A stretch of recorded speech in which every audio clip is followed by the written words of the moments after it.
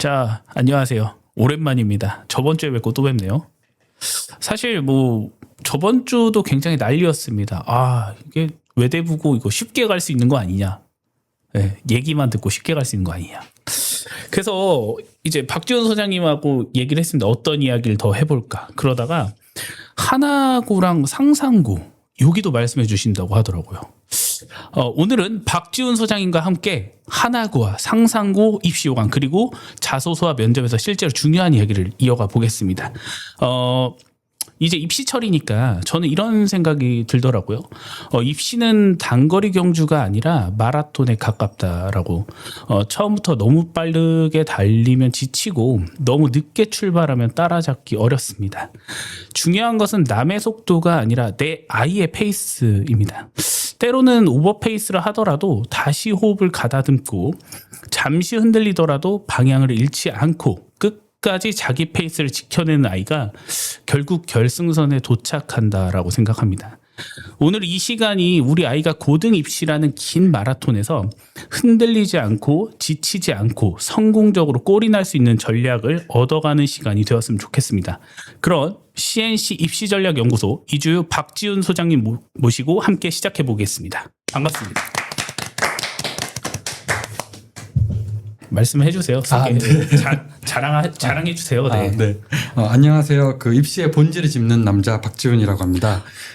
수식어가 달라지셨네요. 수식어를 바꿨어.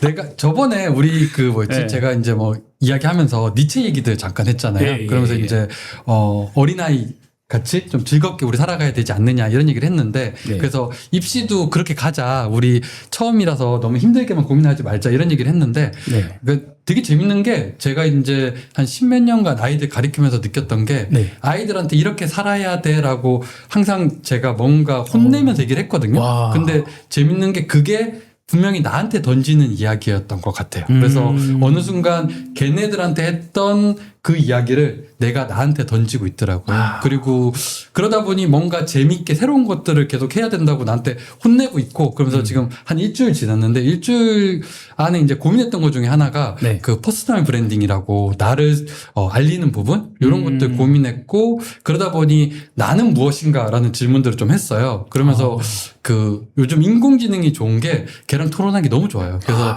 제미나이랑 열심히 토론했던 게 그거예요. 내가 던졌던 질문을 기반으로 봤을 때 나는 무엇인가? 나는 누구인가? 이런 질문들을 했는데 거기서 이제 나왔던 단어들이 이제 본질 그런 것들 짚는 이런 단어들이 나와서 그걸 기반으로 나를 재정의해 봤다. 이제 요걸 가지고 계속 던져보려고 하고 이렇게 계속 던지고 해 나가다 보면 안 맞으면 또 바꾸면 되잖아요. 그게 삶 아닌가라고 생각을 해. 그래서 남은 생은 계속 도전하고 계속 깨지고 그러면서 즐겁게 아이들처럼 노는 그런 삶을 살려고 하고 그러다 보니까 수식어를 새로 만들어 봤어요. 그리고 만들었으면 해야지. 그치? 다음부터는 하고 있고요. 사전 미팅할 때 이런 처음 들어본 단어는 쓰지 않는 걸로 하겠습니다. 이게 설명까지 들으니까 조금 길어져요. 일단 입시의 본질을 짚어주는 남자. 이거를 어떻게 줄여서 말하죠? 입본남?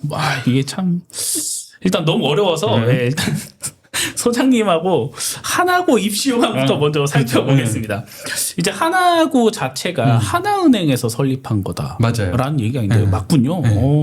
그래서 여기가 굉장히 많은 시도를 하고 있는 학교로 알고 있어요. 실제로 하나고를 졸업한 이제 강사님하고도 얘기를 해봤는데 굉장히 다채롭다. 그리고 제가 들었던 것 중에서 무계열 개방형 교육과정이라는 말이 있었는데 이게 무슨 얘기인지도 궁금하고 그다음에 블록 타임 수업 이것도 무슨 말인지 궁금하고 이제 하나 학술제 근데 학술제는 어느 학교든 좀 많이 하니까 그럴 수 있는데 과제, 연구 등 융합형 교육 과정이 강한 학교로 정리되어 있다고 하는데 이게 감도 안 와요 사실. 그리고 여기 서울대 또 엄청 보내잖아요. 맞아요. 아니 도대체 얼마나 학생부 종합전형 준비가 잘 되면 서울대를 이렇게 보내는지. 그래서 이제 학부모님들이 많이 관심을 가지실 텐데 지금 이거 소장님이 딱 하나고 박살 내주셔야 됩니다. 지금 입시 치트키도 알려주시고 자, 그러면 시작해볼까요? 시작해보시죠. 박살 내시죠. 일단은 하나고는 이제 하나은행에서 만든 학교죠. 하나은행에서 만든 학교인데 그 저번에 이제 설명했던 외대부고는 지금 저기 뭐지 외대에서 만든 학교죠. 네. 외대에서 만든 학교고 이제 전국 단위 자사고들도 그렇고 자사고들도 그렇고 보면은 재단들이 좀 이제 커요. 튼튼하고 이 재단이 크면 좋은 점이 뭐냐면 투자자가 투자를 많이 할 수 있다라고 봐야 될 것 같고요. 사실은 제가 이제 생각하던 교육의 개념이 어느 순간부터 이제 제가 교육은 무엇일까 이런 고민을 했어요. 교육은 무엇일까 고민을 해봤는데 거기서 이제 든 생각이 그거였던 것 같아요. 교육이라는 거는 그러니까 쉽게 얘기하면 이거예요. 저번에도 뭐 요즘 의대로 많이 쏠리고 뭐 이런 얘기들이 나오는데 우리가 어떤 교육을 통해서 의사를 만들고 어떤 교육을 통해서 무엇을 만들겠다 이런 생각으로 교육을 한다면 세상은 변하지 않아요. 왜냐하면 똑같은 의사랑 똑같은 뭔가 프로그래머랑 이런 사람들만 나오잖아요. 그렇기 때문에 교육의 핵심은 그런 것 같아요. 우리가 바른 거를 아이들한테 가르친다면 얘들은 그걸 기반으로 뭔가 새로운 것들을 만들어내서 세상을 아름답게 바꿀 거야 라는 믿음 딱 하나 가지고 수많은 돈과 사람이 붙어서 아이들을 가르치는 게 교육이다 라고 생각을 하고 네네. 그러면 사실 그렇게 가기 위해서 교육은 기본적으로 아이들한테 무제한의 투자를 할 수 있어야 돼요. 그러다 보니 누군가 투자할 사람이 필요하고 고등학교의 재단이 탄탄하다는 건 그런 투자를 할 수 있는 사람이 있다라고 봐야 될 거고 그러면 하나고가 그 하나은행이 재단이라는 건 그 투자를 무제한으로 해줄 수 있는 애가 하나은행이라는 이야기가 되고 즉 그 얘기는 외대부고처럼 뭔가 다양한 걸 많이 깔 수 있다는 이야기가 되겠죠. 그런 구조가 되는 거고 자 하나고에 되게 특이한 게 보면은 일단 무계열 개방형 교육과정 이런 얘기를 하는데 쉽게 얘기하면 이게 지금 되게 하나고 설립 때부터 나온 이야기거든요. 그 이야기를 보면 우리 설립 단계에서 보면 한 십몇 년 됐잖아요. 네네네. 그때는 그러니까 그 한국 사회에서 인문 자연이라는 개념은 사라진 지 되게 오래됐어요. 근데 지금도 고등학교에 가면 인문계 반이 있고 자연계 반이 있어. 지금 뭐 고교학점제까지 가가지고 완전히 없어져야 돼요. 그러함에도 가면 자연계 반이야. 인문계 반이 이게 쪼개져 있어. 왜 쪼개져 있냐면 지금 대입 자체가 그렇게 뽑고 있고 모든 시스템이 그리 가고 있다 보니까 그렇게 가고 있는데 이게 지금 뭐 4차 산업혁명이나 뭐 이런 그 뭐였지? 인구수 감소 상황에서 뭔가 사회를 바꾸겠다는 상황에서는 안 맞는 구조예요. 그러다 보니 인문 자연이 없이 뭔가 자연스럽게 넘나드는 구조로 가야 돼라는 것들이 계속 이야기가 되고 있는데 현실적으로는 잘 구현이 안 됐죠. 근데 하나고는 십몇 년 전부터 거의 구현한 거예요. 사실은. 그래서 이 무계열이라는 게 인문도 아니고 자연도 아니고 이런 다는 이야기고 그래서 쉽게 얘기하면 이거예요. 뭐 시를 배우다가 이상의 시에서부터 수학으로 막 관념이 넘어가고 그래서 수학과 국어 수업이 막 연계돼 있고 이런 구조예요. 그래서 인문 자연이 막 자연스럽게 넘나들고 그러다 보니까 수업들이 그렇게 연계가 돼야 되겠죠. 그게 그렇죠. 블록타임 수업이라고 보시면 되고 그런 것들을 기반으로 아이들의 사고가 막 되게 다양한 사고가 나올 거잖아요. 그러다 보니까 그런 것들이 막 이제 학술제나 연구나 이런 걸로 이루어지고 그러다 보니 지금 뭔가 모든 게 다 오픈돼서 연결돼서 새로운 사고가 나오고 이게 막 보고서랑 논문으로 막 연결되는 구조로 학교 시스템이 짜여 있겠죠. 네. 이러다 보니 지금 고교 학점제랑 그 학생부 종합전형이 잘 맞아떨어질 수밖에 없죠. 왜? 야. 애들이 새로운 걸 계속 하잖아요. 새로운 걸 계속하고 그 새로운 게 학생부에 계속 들어가잖아. 그러면 저 대학 평가자 입장에서도 보면 얘는 국어를 하다가 수학으로 갔네. 얘는 역사를 하다가 갑자기 물리로 가네. 뭐 그러면은 되게 특이한 애야, 되게 재밌는 애야 이렇게 될 수밖에 없고 이게 지금 학종에 되게 잘 맞아떨어지고 그러다 보니 우리나라에서 서울대 학종 서울대를 수시로 제일 많이 보내는 학교예요. 그래서 일반적으로 이 학교가 기존에 그 서울대 합격자가 한 60명 되면 50몇 명이 사실은 수시로 갔어요. 그리고 정시 인원이 조금 적게 나오는 구조였다라고 보시면 될 것 같고. 근데 요즘 이제 몇 년 전에 그러니까 서울대가 사실 정시 인원을 20%까지 줄였잖아요. 전체 선발 인원의 80%를 수시로 뽑고 정시를 20%로 줄이다 보니까 수시 실적이 굉장히 잘 나왔는데 그 문재인 정부 때죠. 그 정시 인원이 너무 줄어들다 보니까 이게 문제가 뭐냐면 정시 인원이 너무 줄면 우리 집에 이제 제가 항상 이야기하는 집에는 다 누워 계신 분들 있잖아요. 저희 집에도 이제 두 분이 계시는데 이 누워 계신 분이 고등학교 1학년 때부터 정신을 차리지 않아요. 우리 아이들은 항상 그 뭐였지 성장을 천천히 하기 때문에 그쵸. 늦게 이제 깨우치잖아요. 그쵸, 그래서 공부를 해야겠구나 이거 느끼는 게 보통 고3 때잖아. 그쵸. 자, 고3 때 이 깨우친 애가 보통 이제 정시 그 수능으로 이제 뭔가를 승부를 지어야 되는데 수능으로 승부를 지어야 되는데 선발 인원의 20%밖에 안 되면 얘네들한테 기회가 너무 없잖아요. 그쵸, 없죠. 그래서 이제 문재인 정부 때 주요 대학 열 몇 개 짚어가지고 그냥 40%까지 다 늘려가지고 지금 40%까지 늘려놓은 상황인데 그러다 보니 학교에서도 이제 정시가 확대되는 구조고 그래서 정시 수업들을 많이 깔고 있어요. 사실 학교에서 깔고 있는데 근데 되게 재밌는 게 그 하나고에 들어가는 애들 자체가 기본적으로 이 학교는 그렇게 융합형 수업들을 하고 그걸 통해서 수시 실적이 잘 나오는 학교라고 생각하고 들어가잖아요. 네네네. 그러다 보니 정시 수업을 깔아주는데 애들이 잘 안 들어요. 그래서 정시 실적이 더 안 나와. 야. 되게 재밌는 게 학교가 어떤 방향을 추구하더라도 아이들이 그 길을 가지 않으면 학교가 그리 가는 속도가 되게 느려져요. 그러겠네요. 그래서 지금 그런 부분들이 있기는 한데 그러함에도 학교는 그런 부분들 같이 지금 추구해 가고 있다라고 보시면 될 것 같고 사실 제가 그 뭐였지 연수 강사를 많이 했거든요. 공교육에 한 7년 있으면서 그러니까 첫 해에 이제 그 한 2년간 이제 외대부고 입시를 새로 만들었다고 말씀을 드렸는데 그걸 만들다 보니 이제 전국의 모든 학교가 무에서 유를 창조해야 됐던 상황이고 이제 그게 끝나고 나니 이제 면접관이나 새로운 이제 입학 부장들이 들어오면 이들을 누가 가르쳐야 되잖아. 이 사람들도 맨땅 헤딩해야 되니까 그러다 보니까 이제 교육부에서 이제 지원해서 한국교육개발원에서 그 입학 부장들이 1년에 한 번씩 교육을 시켜요. 한 일주일간 가둬두고 그 다음에 면접관들도 한 일주일간 가둬두고 교육을 시켜요. 이거 교육을 갇혀 있어요.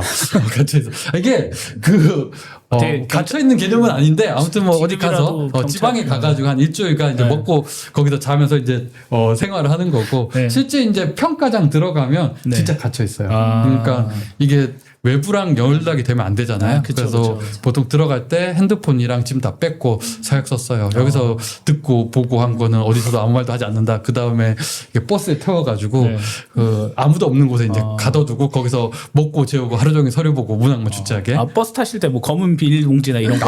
검은 비닐봉지 안 괜찮았어요. 그 정도 아니면 저기 뭐였지? 내가 그 여러 학교들을 가봤는데 최고는 저거였어요. 그 예전에 그 삼성의 학교 지었잖아요. 삼성 충남에 있는 아산에 있는 충남 삼성고라고 이제 그 학교 처음에 이제 입시를 진행할 때 이제 도의촉 요청이 와가지고 가려고 했는데 이제 제가 그때 부기고 있었거든요. 근데 학교에서 안 된다. 너 우리 학교 일해야 된다. 그래서 내가 잡혀서 못 갔어.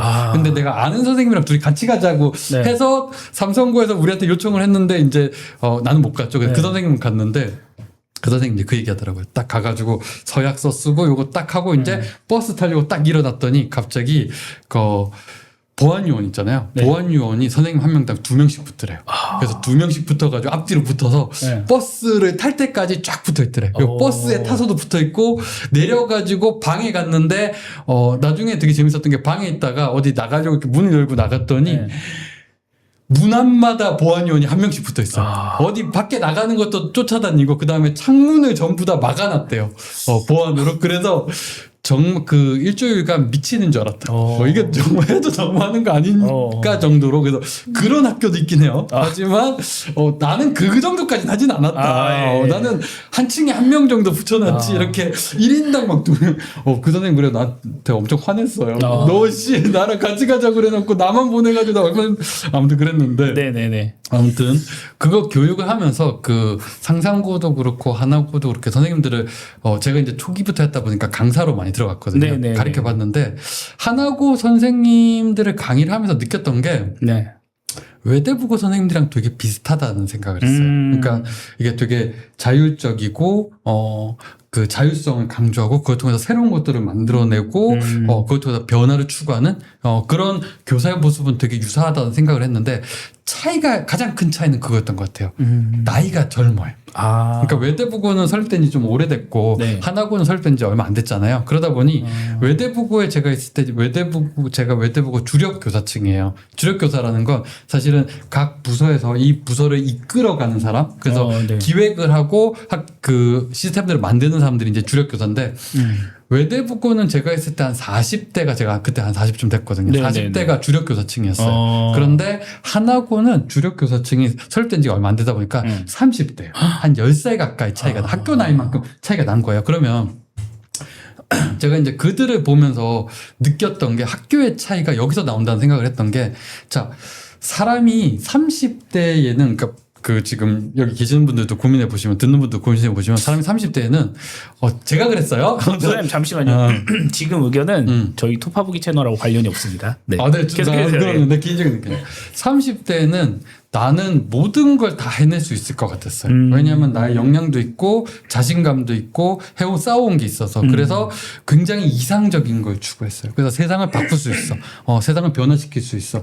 그래서 나는 뭔가 할 수 있다라는 어떻게 보면 제가 저번에 이야기했던 니체의 그 사자단계죠. 그래서 세상의 그 모든 것들을 이야기하는 그 썩어 빠진 용과 들이받았고 소리 지를 수 있는 네. 그런 존재처럼 살았던 것 같아요. 그래서 야. 굉장히 이상을 추구하고 뭔가 새로운 걸 만들려고 해요. 그래서 지금 하나고에 보면 수업들이 굉장히 이상적이고 뭔가 특이한 것들을 맞아요. 진행을 해요. 그리고 많은 것들을 막 바꾸려고 노력해요. 맞아요. 근데 사람이 이렇게 40이 되잖아요. 이상도 중요한데 현실을 내려놓고 가면 안 돼. 그런 느낌이 들잖아요. 그러다 보니 사람이 이런 구조가 되죠.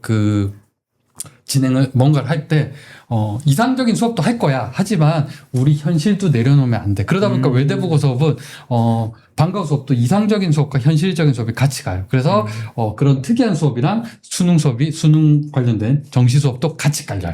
그래서 이 두 개의 차이가 이 학교의 수업들의 가장 큰 차이가 아닐까라는 생각을 했고 이게 면접에서도 드러나는 게 외대부고 면접은 지금 기본적으로 질문을 2개를 해요. 그래서 질문을 하면 아이가 하는 걸 다 들어요. 다 듣고 그 다음에 지원자. 그런데 지원자의 의견에서 이런 부분들을 이렇게 바꿔본다면 어떻게 바라볼 수 있을까? 이런 느낌이에요. 그래서 뭔가 다 들은 다음에 공격하는?